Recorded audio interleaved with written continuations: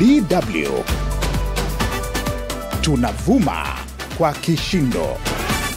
Na msikilizaji wa Deutsche Welle, karibu tena kwenye matangazo yetu haya jioni. Tunaungana moja kwa moja na Ismail Jussa, makamu mwenyekiti wa chama cha ACT Wazalendo Zanzibar, na ambaye pia alikuwa ni mkuu wa timu ya kampeni za urais wa chama chake visiwani humo katika uchaguzi uliomalizika juzi, baada ya sasa ya matokeo kutangazwa. Akavusiwa taarifa za habari kwamba upande wa chama chake ACT Wazalendo hauyatambui mpaka sasa matokeo hayo, na tunazungumza naye hapa kuhusu mustakbali, kipi kinatokezea sasa. Ismail, karibu sana kwenye mazungumzo yetu. Nakushukuru sana Mohamed. Naam, swala la mwanzo kabisa, kwa nini hamuyatambui matokeo ya uchaguzi huu? Hatuyatambui matokeo ya uchaguzi huu kwa sababu hakukuwa na uchaguzi tangu mwanzo. Mtawala na hasa Dr. Hussein Mwinyi, kwa kutambua kwamba ameshindwa kupata ridhaa ya watu, ameshindwa kupata imani ya watu, akaamua njia pekee halali kwake ni kuwaibia wananchi sauti zao kwa kupora uchaguzi.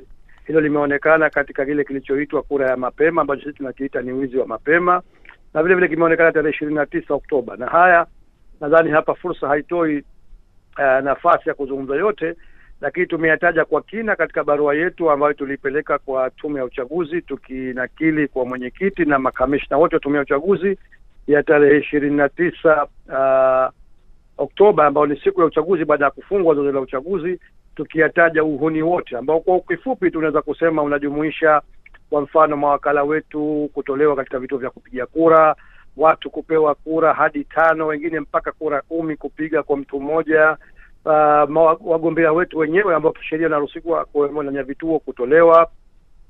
Yalikuweko masuala, kwa mfano, katika kuhesabu kura wakatolewa mawakala wetu katika vituo vingi, na mle walimobakishwa wakawa hashuhudii, hawaruhusiwi kushuhudia kura iliyopigwa inayohesabiwa ni ya nani, wamewekwa mbali kabisa. Na mwisho kabisa, hata mle mambo mnayohesabiwa, maafisa wa ZEC wakagoma moja kwa moja kutoa fomu za matokeo ya uchaguzi. Kwa hivyo kwa kifupi unaona ni uhuni mtupu uliofanyika, kiasi ambacho hauhalalishi kwamba unawakilisha kweli utaratibu au mchakato ambao ungepelekea sauti ya Wazanzibari kusikika. Hayo kwa kifupi Mohamed ndio msingi wa kusema kwamba uchaguzi huu hauwakilishi matakwa ya watu. Unakusudia kusema, Ismail, kwamba nyinyi kama chama, licha ya kwamba mlikuwa na mawakala katika vituo vya upigaji kura, hamkufanikiwa kukusanya fomu za matokeo kwa sababu hazikutolewa kwenu na mamlaka ya uchaguzi ZEC? Ni sahihi kabisa. Hilo kwa nchi nzima kabisa. Hakuna hata kitu kimoja ambacho kulitolewa fomu za matokeo ya uchaguzi. Si kwa uchaguzi wa rais, si kwa uchaguzi wa mjumbe wa baraza la wawakilishi, si kwa uchaguzi wa diwani kwa upande wa chaguzi za Zanzibar, na vivyo hivyo si kwa uchaguzi wa mbunge. Sisi hatakuwa na mgombea urais wa muungano, lakini hata kwa nafasi za ubunge kwa upande wa Zanzibar, yote hayo hayakufanyika. Hii ni kama vile hadithi iliyotokezea mwaka 2020 ambapo mlituzungumzia hali kama hii pia, kwamba hamkutoka tarafu moja katika vituo vya uchaguzi. Ni sahihi. Tofauti yake ni ndogo tu kwamba 2020 ambapo mimi mwenyewe nilikuwa mgombea, tulifika wakati hata tukatolewa nje katika hiyo kazi ya kuhesabu na mawakala. Mara hii baadhi ya vituo wameruhusu mawakala kuwemo katika mazingira hayo ambayo nilikuwa nimeeleza awali, na kama nilivyosema, hata mle ambapo walikuwa wamewaruhusu ulipomalizika wamekataa kwa perform za matokeo ya uchaguzi. Na niongezee Mohamed, ndio sababu hata walipotutaka tupeleke wakala wa majumuisho ya kura za rais katika tume, tukaambia wakala wa majumuisho anakuja kufanya nini ikiwa hana fomu hata moja hamkumpatia kupitia vituo vyetu vya kupigia kura. Swali kubwa ambalo linaulizwa sasa ni kwamba kipi kinafuatia baada ya hapa? Mmeshatoa tamko la awali la kutokutambua matokeo haya, lakini kipi ambacho kinakuja baada ya hapa? Sisi tunafanya mashauriano na mashauriano ya ndani ya chama, na vile vile mawasiliano na watu wengine mbalimbali ambao wanahusika na haya yanayoendelea. Bila shaka mara nyingine inakuwa ngumu kuwasiliana na watu, na ndio maana hata tunashukuru fursa hii kuipata, kwa sababu kama mnavyojua Tanzania nzima mawasiliano ya internet ya huduma zote hayapatikani. Kwa hivyo njia pekee inayobakia ni kuwasiliana kwa simu, lakini tunafanya mashauriano na mawasiliano, na tumewaambia wanachama wetu watulie, tutawapa msimamo wetu.